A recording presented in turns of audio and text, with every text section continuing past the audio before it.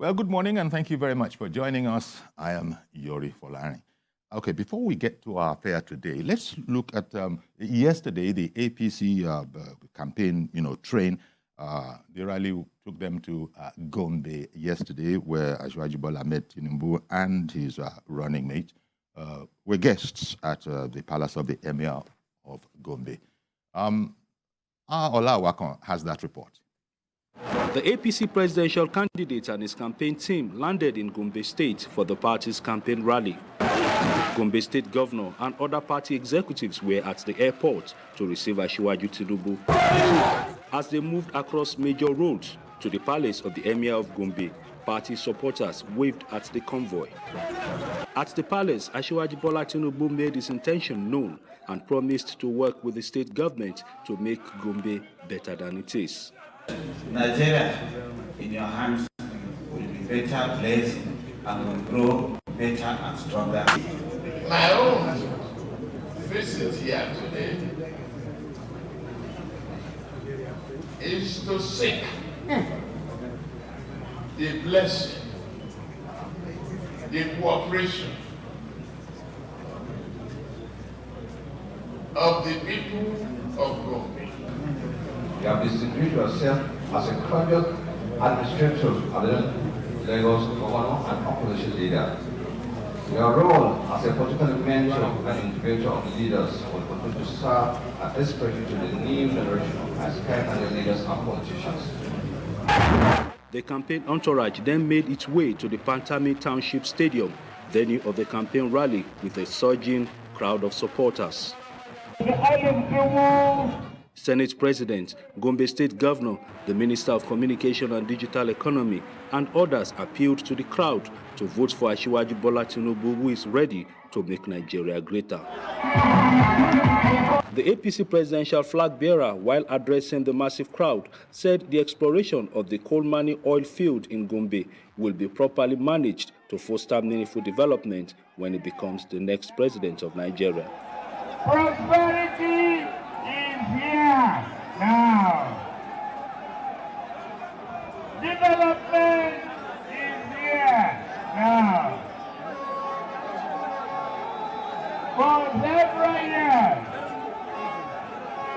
we tried to find ore.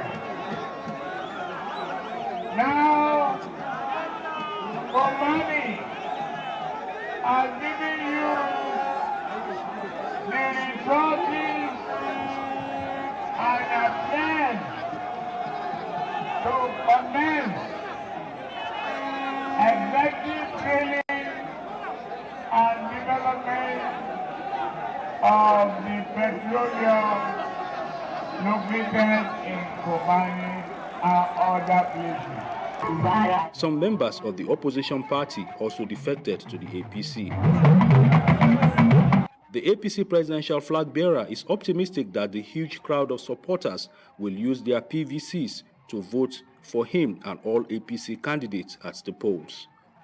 Ola Awakon, TVC News, Gombe. Okay, then, so very lively event. And now to our main program. And we want to look at the subject matter of pre-election litigations and the future of democracy. Our guest is a senior advocate of Nigeria, Babatunde Ogala, lawyer, politician, and administrator. Tunde, it's great to have you. Thank you very much for making time. It's my pleasure to be here. I'm indeed very happy to be with you. Indeed, so am I. Now, that other part, legal advisor of the party, or is that a prior position? Yes, it was. Oh, okay. I was the legal advisor of the All Progressive Congress. That's right. But I left office about 2 years ago. Oh, okay. It's a democratic thing too within the party. Oh yes. You change it, you switch it up from time to time. Yes, I was elected, and somebody else has been elected into the office now. There you go. Got that. Now, are you part of the presidential campaign council? Oh yes. I imagine all top notches of the party. I am in the legal directorate. I'm the deputy director, legal for the presidential campaign council. Great to have you today. So as I was saying, it's an important matter, pre-election litigations on the one hand and the future of democracy. Now, erudite lawyer that you are, I'm sure it's a no-brainer for you, but could you just explain for the rest of us, you lawyers like to refer to us as unlearned, and yet we are the real guys. All of your learnedness is for our benefit, for the proper and successful running of society. Yes. Yes, you'll agree with me. So, pre-election litigations, talk to me about that. What is that exactly? Well, pre-election litigation are exactly what you have called it, pre-elections. This means the classes of litigation that could come before the elections. And it's a consecration of law. Okay. Section 29, I think Section 5, and of course, of the Electoral Act, and of course, the Constitution of the Federal Republic of Nigeria has made provisions and created these classes of litigation. And how has it done so? In Section 29, subsection 5, it has, of the Electoral Act, it has clearly provided that persons who participate in the process of seeking party nominations in the primaries, who are not satisfied or have concerns about and have grounds to believe that information given by candidates are not correct, or that the primaries have not been conducted in compliance with the Constitution of the Federal Republic of Nigeria, the Electoral Act, the party's constitution, or the guidelines, have the right to go to court to challenge that. And so also provides in the Constitution.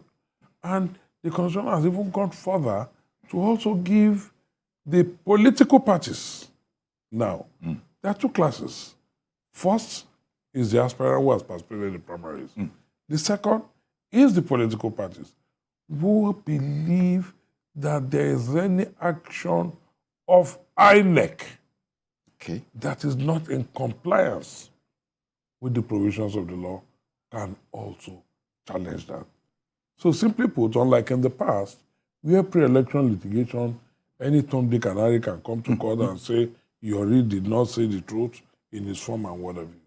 Now it has restricted the class of persons who could constitute litigants in pre-election matters. That is to say, an aspirant who participated in the primaries, mark the words, who participated, has locus and can bring such action.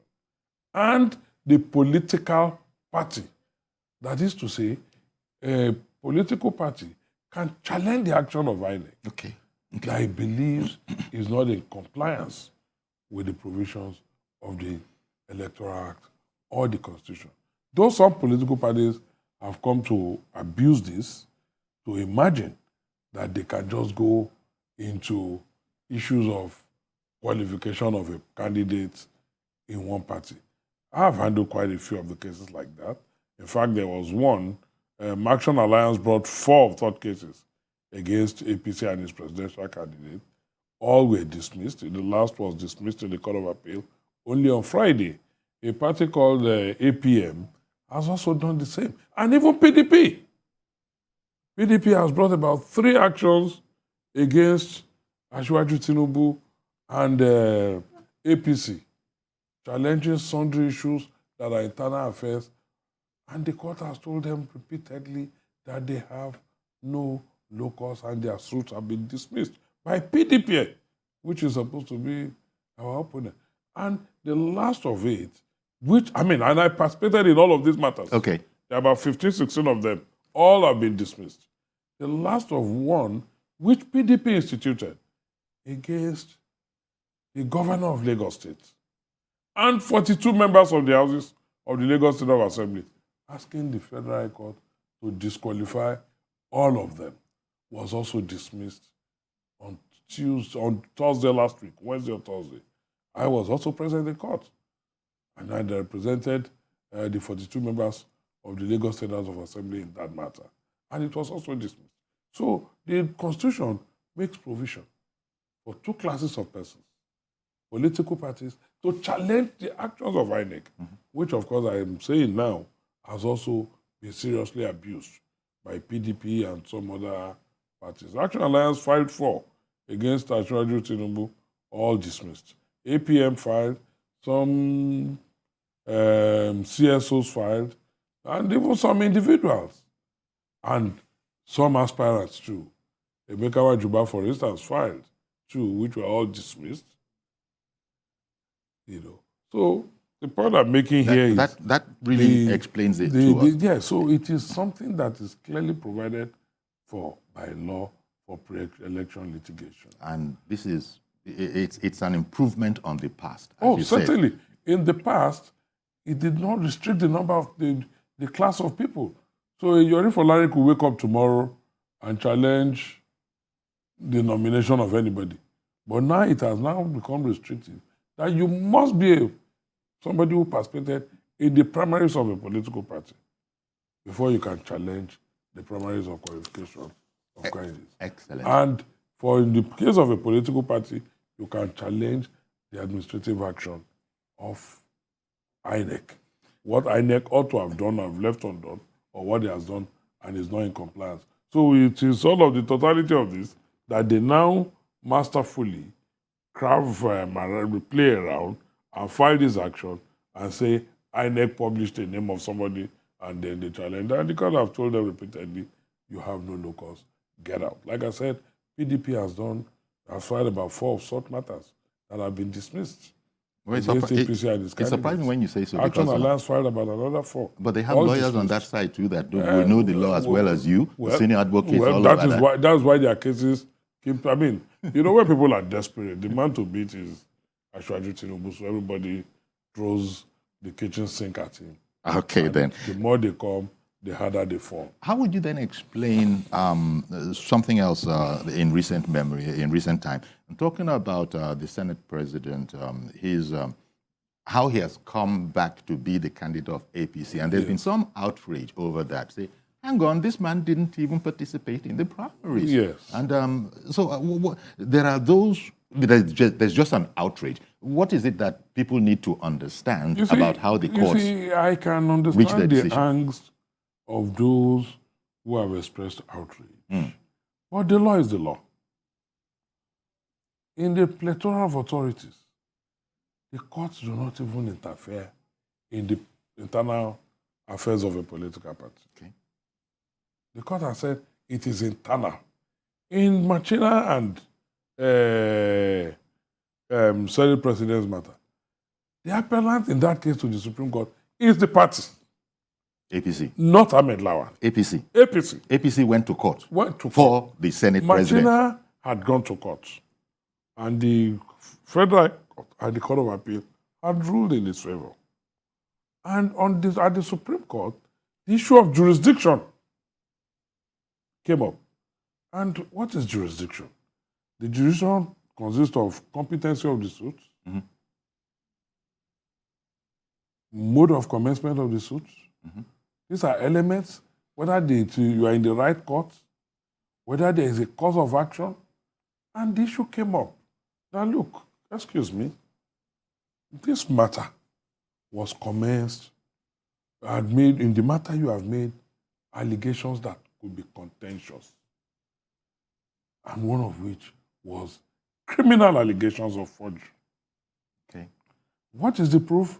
Beyond reasonable doubt. And when proof is beyond reasonable doubt, can it be resolved without calling oral evidence? I think not. It cannot be resolved by affidavit evidence. But he had commenced that suit by originating summons. Originating summons is one that deals only with affidavit evidence. Okay. So somebody has said you forged, and you said I didn't forge. Who do you believe? The only way to resolve that is to call oral evidence. And you have commenced this suit through a wrong process. That robs the courts of jurisdiction. And that was where the Supreme Court, anchored its judgment on. They didn't even go to the merits of the case.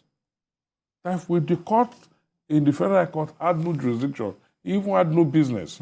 Yes, the argument is there that in the past, or under normal circumstances, the court ought to revert the matter back for pleadings to be filed, that's to originated by writ of summons, and be tried on its merit. But those who make this argument, including my colleagues, unfortunately do not know the electoral law. And I say that with all respect. The electoral law, the electoral litigation, is a special class of litigation that we call sui generis. It's special with very strict rules. It is technical, because they keep saying the Supreme Court dealt with technicality. The electoral litigation itself is about technicality. For instance, it says your course of action must be commenced within 14 days. It leaves no room for extension. And even the 14 days is strictly defined. It says, for instance, you must file your response to an originating process within 10 days. You cannot extend. It says if you have a reply, you must file within 5 days. You cannot extend your defense. And reply is 2 days. So that's why it's sui generis. And the Constitution also says that for trial, it must be concluded within 180 days. On the 181 day, if that matter is still alive, it is dead. Then for the appeal, it says it must be concluded within the 60 days. The word shall is used within 60 days. So if the Supreme Court does not read its judgment within that 60 days, on the 61st days, it is dead. So, as you said, sui generis. That is technical. It's the technical aspects of it. And look, only yesterday I was in the Court of Appeal, and somebody filed a response on the third day. I just simply addressed the court that he has no defense. Because we're dealing with the technical aspects of law here. You cannot apply for extension of time. So, because it's technical. It's time bad. It's time bad. Everything is time bad. So if you have 60 days to conclude, so the rules are clear, the rules have been made. So in this case now, this matter commenced in May. May to when it got to the Supreme Court, because Court of Appeal had exhausted the 60 days. Supreme Court, I think, delivered its judgment on the 54th day. 180 days of the trial court was gone. If the Supreme Court was going to say, okay, we agree, revert back to trial, does the Federal Court still have jurisdiction? No. 180 days is gone, and that is constitutionally provided. Wow. It leaves no room for extension. Wow. So the Supreme Court simply said, the High Court, and the Supreme Court was not declaring anybody as the winner. Well, but it did. It only said, pronounce that. It only said, look, and going back to the substantive issue, the substantive issue of Machina was that I was the one that went through the primaries. And the party is saying, no. The primaries you went through, and it was stated there in his affidavit, was conducted by the State Executive Committee. While in the plethora of authorities, it has also been said that it's only the national body of the party that can organize primaries. So the national body say, we did not organize that primaries that you claim to have emerged from. Okay, I hear that. Yes, that is why we have therefore, put forward the Senate President didn't participate in any primaries whatsoever. That is not true. Okay. The party is saying, we now organize our own primaries, and this man emerged. Oh. That is the contention of the party, which is the appellant. Oh, I see. Yes. So you see, this is where so you see, people don't understand the law. It's so much of emotions out there, rather than having facts. Unfortunately, included by some of our colleagues' lawyers. And very senior lawyers too. But Lawan, you see, when you are a maritime lawyer, was here to say that, as a matter of fact, I didn't go to court. I didn't go to court. It's my party and loved ones. That's exactly what I'm saying. Lawan did not go. He said, look, I give up. I'm not ready for this battle anymore. I give up. But the party said, no, we can't give up. It's our mandate. And the party went to court, and the court simply dismissed Machina's action as being incompetent. Now, that was highly favorable. A lot of people understood who didn't maybe understand the law. That was highly favorable to Lawan. Lawan, if you listen to his acceptance speech, he said if that is the wish of the party, I will accept is a party's mandate. But it doesn't look... That is not to say Lawal did not seek the nomination. You see, look, I will give you other instances because I've done quite Tunde, a few. you can explain this to me because don't forget that you're dealing with laymen essentially. That is why we're on television. Yes, that's why we're on television because we're laymen breaking it down. Especially. Now, you've made the point that, well, Lawan, you said it's not true when we say Lawan didn't attend, didn't participate in a primary. And the primary that produced Machina, which the party is saying is not our primaries. But Lawan wanted to be president. Good. He wanted to be president. Again, that is a misconception. Oh. People look at, again, the electoral in section 31, 31 or 35, which says you cannot be nominated in 2 constituencies. What is a nomination? Nomination, Electoral Act deals with nomination by the party to INEC, not intra-party. No law, and I stand to be corrected, no law, except maybe party guidelines, say so. But there's no law that says, I, Babatunde Ogala, cannot buy form for National House of Assembly, buy for President and Senate, and do a EOJ. There's no law. No, there's no law of the Federal Republic that says so. But it, however, says, again, I have done cases on this. It, however, says you cannot be nominated in 2 constituencies. The electoral law says so, and you stand disqualified. Nominated. When is the nomination said to have taken place? A nomination is said to have taken place when the party sends your name to INEC. So if a party now sends my name for Ikeja Federal Constituency House of Reps and Senate Lagos West, then I've been nominated in 2 constituencies. Or Ikeja and Mushi. But that principle doesn't work in Lawan's case. The Act does not concern itself with primaries of the party. The party makes its own laws and its own guidelines. The only power INEC has is to observe and monitor their primaries. That is its only role. Now you are, explaining the law in this here. case, look, let me give you an instance. These are our same friends in PDP. Went to court and said Shetima, because he was a senatorial candidate and had also been nominated as Ashiwaju's running mate. And they said in their originating summons, PDP, I did that matter.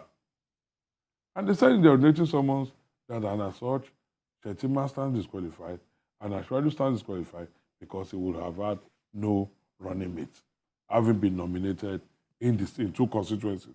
Forgetting that first Shetima is not the one with the mandate. He's only an associate to the one who has been nominated for that federal constituency called the presidency. Shetima had been nominated for Borno Central Senatorial.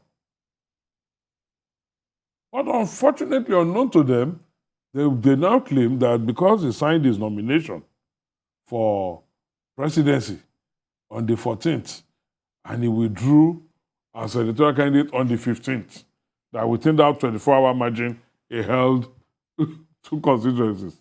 Ridiculous as it were, but that is even, by the way, unknown to them, or they forgot, or they did not realize that the man had even withdrawn on the 7th.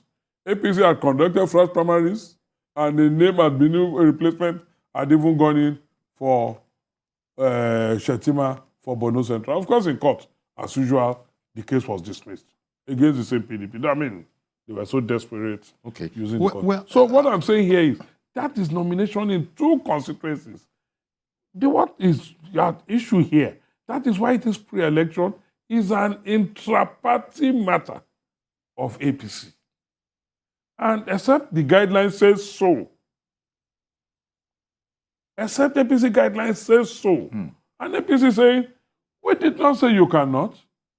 Akpabio was the same principle. Okay.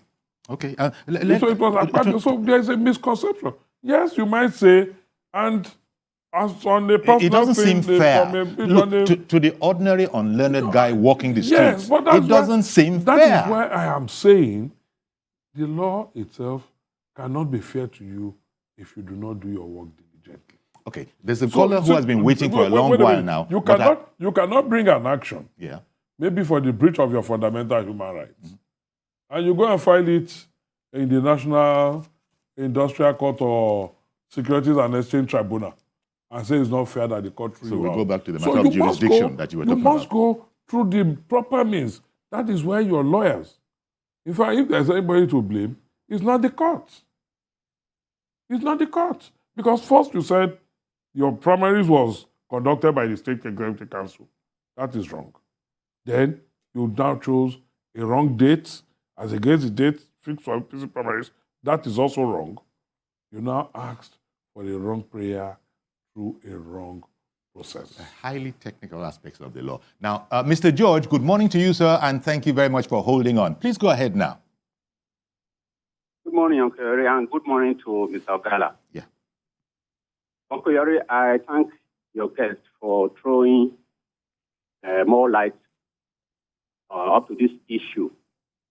Uncle Yori, my respect for the Senate President increased after this presidential primary Oaha. When he didn't win, he immediately started to canvass for the candidates that emerged. And these are my observations, so if I'm wrong, you can correct me. And when the issue of his own primary in his constituency came up, he accepted the judgment of the court, especially after the appeal court. He said he wasn't going to appeal again. And I've been watching him. He's been campaigning vigorously for the presidential candidate of his party.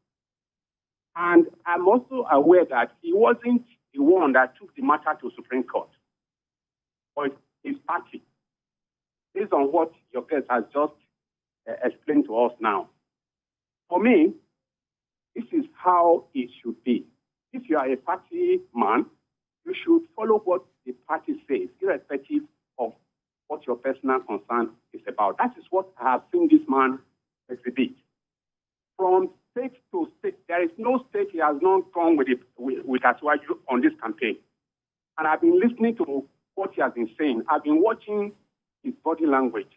This doesn't tell me that this was a man that actually wanted to scuttle the chances of his candidate. So I commend his sincerity and his sportsmanship. I wish other politicians would learn lessons from this. What I'm trying to point out is, ultimately unclear, is that what will be, will be. I think this man is destined to retain that seat, and that is what is playing out now. Okay. Good morning. Good morning. Thank you very much, Mr. George. I tell you what, we'll take a short break. We'll be right back, and we'll continue with this conversation with Babatunde Ogala, SAN, lawyer, politician, and administrator. We'll also include many more of your calls if they come. Stay with us, please.